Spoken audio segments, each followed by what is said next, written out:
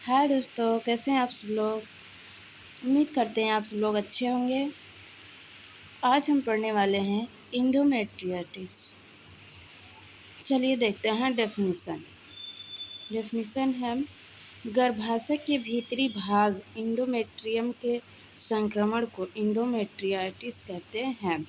जैसे देखते हैं यूट्रस होता है, यूट्रस की 3 लेयर होती हैं।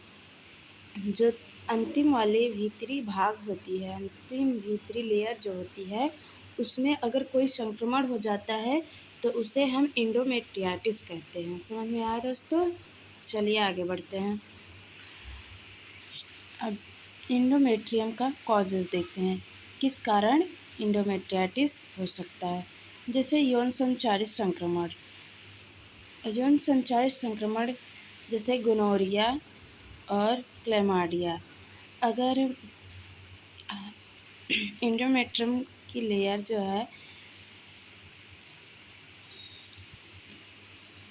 संक्रमित हो जाती है तो उसमें गोनोरिया और क्लैमाइडिया नामक संक्रमण हो जाता है। और ट्यूबरक्लोसिस के कारण भी इंडोमेट्रियाटिस हो सकता है। और प्रोलॉन्ग्ड लेबर मतलब दीर्घकालीन प्रसव के कारण भी हो सकते हैं।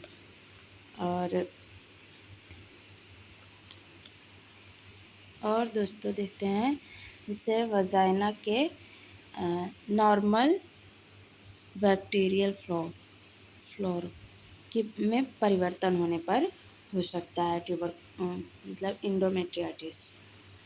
ठीक, चलिए साइन एंड सिम्टम्स देखते हैं इंडोमेट्रियाटिस का।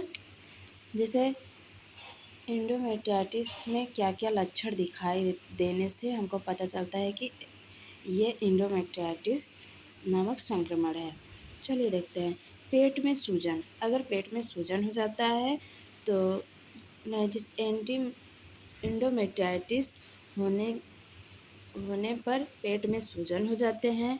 वजाइना में एबनॉर्मल स्राव हो जाता है, रक्तस्राव होता है। वजाइना में एबनॉर्मल रक्तस्राव हो जाता है और एबनॉर्मल वजाइनल डिस्चार्ज होने लगता है।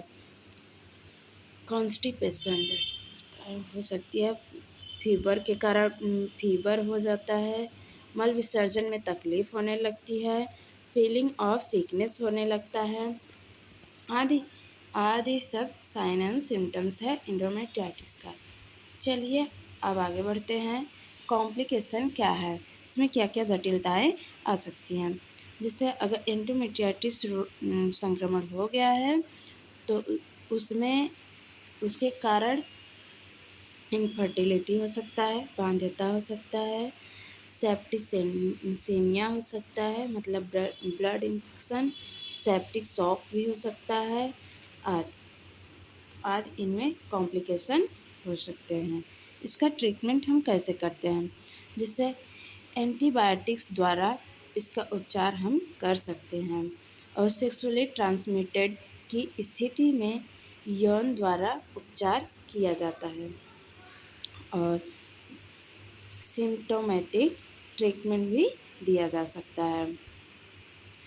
और अगर बुखार हो रहा है तो एंटीबायोटिक दवा दे सकते हैं।